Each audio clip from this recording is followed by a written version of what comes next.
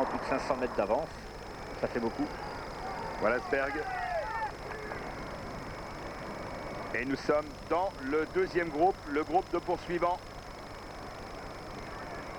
dont nous vous rappelons la composition. Il y a donc Beat Sberg avec le dossard 61 pour Suisse de la formation Carrera. Gonchenkov, Laurent Brochard, Maximilian Siandri avec le maillot Motorola et André Schmille avec le maillot rouge et noir de la formation belge Lotto. Laurent Brochard en tête de ce groupe.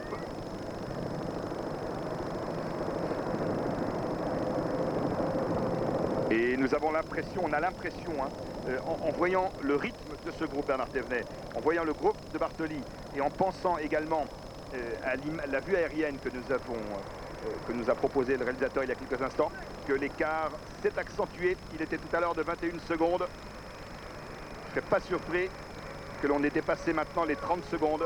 Je pense que nous en aurons confirmation d'ici quelques instants avec le chronométrage officiel de la course. Michele Bartoli qui réalise un véritable numéro, 5 coureurs derrière, qui se relaient, je veux dire. On tourne quand même dans ce groupe. On tourne, mais j'ai un peu l'impression que ces coureurs n'ont plus tellement foi en la victoire. Ils sentent que Bartoli est maintenant hors de portée. Il est très loin à l'avant. Regardez. Ouais. Les 30 secondes seront peut-être 40. Ils sont largement... Et je pense qu'il s'agissait, on a vu un panneau, ça devait être le panneau des 5 derniers kilomètres. Il n'y a toujours pas de voiture dépanneuse derrière, c'est ce qui me paraît bizarre, mais enfin bon, c'est tout à fait possible que les voitures soient bloquées à l'arrière. Il ne faudrait pas que Bartoli puisse être un pépin quelconque, un incident quelconque, parce qu'il serait... Moins de 5 km de l'arrivée, Yvan Moulin qui nous accompagne, nous donne une indication, 43 secondes. 43 secondes, cela confirme en fait l'impression visuelle que nous avions avec la vue aérienne. Voilà 5 km de l'arrivée pour le groupe. Ils étaient 5, ils étaient 1, 2, 3, non, ils sont tous là. Ils sont tous là, il n'y a pas de problème. 52 secondes. C'est gagné, c'est gagné. Même une crevaison, il est même à l'abri d'une crevaison. Ah, il vaut mieux pas. Oui, il vaut mieux pas. 4 km de l'arrivée, 52 secondes d'avance. Il vaut mieux pas parce que dans un cas comme celui-ci, vous avez vu qu'on n'a pas encore vu de voiture de dépanneuse derrière lui. Hein. C'est exact, Bernard, et c'est important. Bon, puis s'il crève, après on va penser que c'est nous qui allons porter malheur. on va surtout rien dire. De toute façon, Michele Bartoli, actuellement, n'a plus qu'à gérer son effort. Il n'a plus à s'occuper de ses adversaires. Il sait qu'il lui reste 4 km à faire, 4000 mètres à parcourir. Il faut donc essayer de tout simplement les parcourir dans le minimum de temps. Il ne faut pas penser trop tôt à la victoire, il faut toujours rester bien concentré. Voilà, ça y est, sa voiture va dépasser, va le rejoindre. Voilà, elle va lui donner les écarts, elle va l'encourager bien sûr, mais surtout lui donner l'écart par rapport au poursuivant et elle va l'encourager à faire le maximum jusqu'au bout du but. Rappelons que le règlement impose qu'il y ait 30 secondes d'écart pour que le directeur sportif puisse venir dans un final tel que celui-là, derrière un échappé solitaire. C'est fait maintenant. Vous voyez la voiture, l'équipe MG, dirigée par Monsieur Peretti, mais aussi par Sergio Parsani. Vous ne serez pas surpris. On va, je pense, découvrir 3 km d'arrivée. Et c'est Monsieur Peretti qui est au volant. Regardez, il était souriant. Il lui a parlé en souriant. Regardez-le. Ah, le Tour des Flandres, surtout pour un coureur italien, c'est quelque chose de fantastique. Et il en remet, Bartoli. Ah, il était encouragé, là. Ouais. Il en remet. Ah, quand vous avez Monsieur Peretti, Giancarlo Peretti au volant, que l'on considère comme un des maîtres absolus dans la catégorie des directeurs sportifs, quand il vient vous voir et qu'il vous dit c'est certainement gagné et qu'il vous le dit avec un grand sourire, ça doit vous donner un moral d'enfer. Le dernier Italien à avoir gagné, c'était bien sûr Gianni Bugno, souvenez-vous, c'était il y a 2 ans, en 1994, et Gianni Bugno avait battu Johan Museeuw. Eh bien cette année, ce ne sera pas Gianni Bugno, ce sera Michele Bartoli, qui aura, rappelons-le, 26 ans, le 27 mai prochain, qui a attaqué dans le mur de Gramont. Un homme était seul en tête, le Français Cédric Vasseur. À l'attaque, de l'ascension du mur de Grammont. Cédric Vasseur a été rejoint par un groupe, et de ce groupe, que l'on appelait à l'époque le groupe Brochard-Muséo, eh bien, alors que l'on voit là Laurent Brochard, ils ont été rejoints. Hein. Ils ont été rejoints. Il y a une jonction effectivement par le groupe. Je pense même que Musseux a réussi à revenir dans ce groupe. Nous allons voir donc ce groupe. Rappelons qu'il y avait Brochard, Gonchenkov, Sberg, Schmiele qui se trouvait derrière Michele Bartoli. Et il y avait un autre groupe derrière dans lequel figurait notamment Johan Museeuw, alors que nous sommes à 1,5 km de l'arrivée, que nous sommes à l'entrée de la ville de Merbeke. Très très belle allure ce Michele Bartoli, très très beau coureur. 7e l'an dernier ici à Merbeke. Et il va gagner cette année et donner à la formation MG sa première, bien sûr, victoire de la saison. Et il faudra noter que c'est de nouveau une équipe italienne qui gagne et un coureur italien, alors que Bartoli voit la flamme rouge des derniers kilomètres. Rappelons-nous qu'à Milan-San Remo, le succès était revenu à Gabriele Colombo, pas encore 23 ans, tout juste 23 ans. Et bien aujourd'hui, c'est de nouveau une équipe italienne et un coureur italien, en l'occurrence Michele Bartoli, qui s'impose.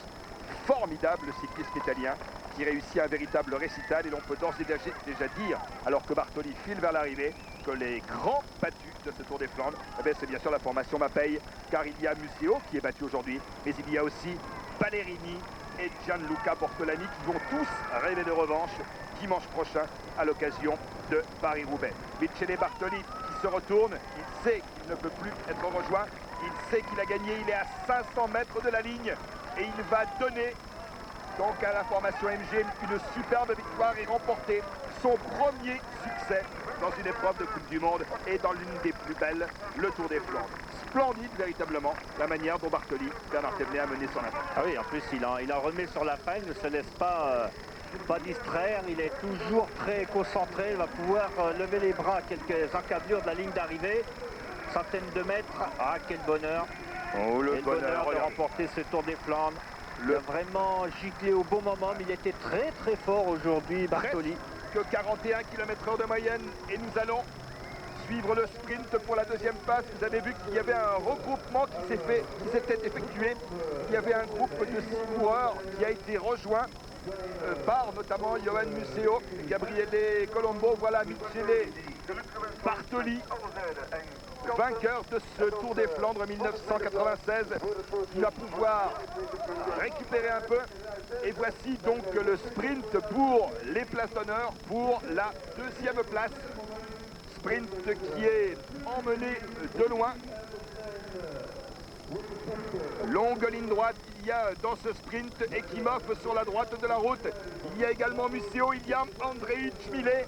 Il y a beaucoup de candidats pour la deuxième place. Les coureurs de la formation Mapei qui vont décrocher. Non, c'est Baldato qui est deuxième, Museeuw est troisième et qui manque quatrième. Baldato deuxième, Museeuw troisième, Ekimov quatrième. C'est le sprint pour les places d'honneur. Baldato, Fabio Baldato, qui termine deuxième. Il était déjà deuxième l'an dernier du Tour des Flandres d'ailleurs. C'est un doublé de l'équipe Technogym. Ouais, doublé de l'équipe MG Technogym, c'est juste Bernard. Voilà Michele Bartoli. Regardez sa joie. Voilà Giancarlo Ferretti qui s'approche de lui avec le blouson rose et gris. Regardez le visage. Voilà Giancarlo Ferretti. C'est un monsieur, un grand directeur sportif.